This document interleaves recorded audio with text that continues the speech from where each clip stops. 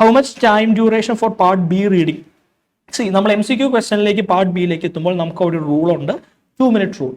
2 minutes rule. എന്താ ഈ 2 minutes rule എന്ന് പറഞ്ഞാൽ the maximum time which we can spend for a single question is 2 minutes. അപ്പോൾ നമ്മൾ അങ്ങനെയാണെങ്കിൽ ക്വസ്റ്റൻ ഇൻറ്റു 2 ചെയ്യാം. പാർട്ട് ബിയിൽ നമുക്ക് എത്ര ക്വസ്റ്റൻസ് ഉണ്ട്? 6 questions ആണ് നമുക്കുള്ളത്. 6 × 2 12 minutes. ആ 12 minutes വെച്ച് തന്നെ നിങ്ങൾ പ്രാക്ടീസ് ചെയ്യരുത്. ആദ്യം നിങ്ങൾ 12 minutes വെക്കുക.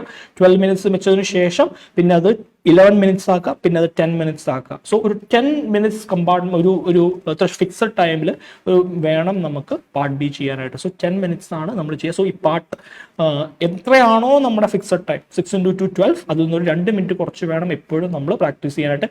10 minutes മുമ്പ് നിങ്ങൾക്ക് ചെയ്യാൻ പറ്റി കഴിഞ്ഞാൽ ദാറ്റ്സ് വെരി ഗുഡ്. കോൺസ്റ്റന്റ് പ്രാക്ടീസിലൂടെ കിട്ടും. അതുപോലെ തന്നെ പാർട്ട് സിയിൽ 8 questions, 8 × 2 16, 16 + 16 32 minutes ആണ് നമുക്ക് ടോട്ടൽ ഉള്ളത്. ആ 32ൽ നിന്ന് നമുക്ക് 2 minutes ഡിഡക്ട് ചെയ്ത് ഒരു 30 minutes-ലെങ്കിലും നിങ്ങൾക്ക് തീർക്കാൻ പറ്റി കഴിഞ്ഞ് കഴിഞ്ഞാൽ ദാറ്റ്സ് വെരി ഗുഡ്. ഓക്കെ, ഇതാണ് നമ്മുടെ ടൈം ഫ്രെയിം നോക്കുക. പിന്നെ ഒരു 2 minute കൂടുതൽ, അതായത് നമ്മൾ ക്വസ്റ്റ്യൻ വായിക്കുമ്പോൾ തന്നെ അറിയാം, don't spend too much time for A question. ഒരു ക്വസ്റ്റിന് കണ്ടമാനം സമയം നിങ്ങൾ സ്പെൻഡ് ചെയ്യാതിരിക്കുക. ഒരു ഫസ്റ്റ് റീഡിങ്ങിൽ നമ്മൾ പെട്ടെന്ന് നോക്കി കഴിഞ്ഞിട്ട് കിട്ടിയില്ലെങ്കിൽ ആ ക്വസ്റ്റ്യൻ അവിടെ ലീവ് ചെയ്യുക, നെക്സ്റ്റ് ക്വസ്റ്റ്യനിലേക്ക് പോവുക. അതിനുശേഷം ബാക്കിയുള്ള ടൈമിൽ come back to that question and then go for that particular question. IILT, it's my cup of tea.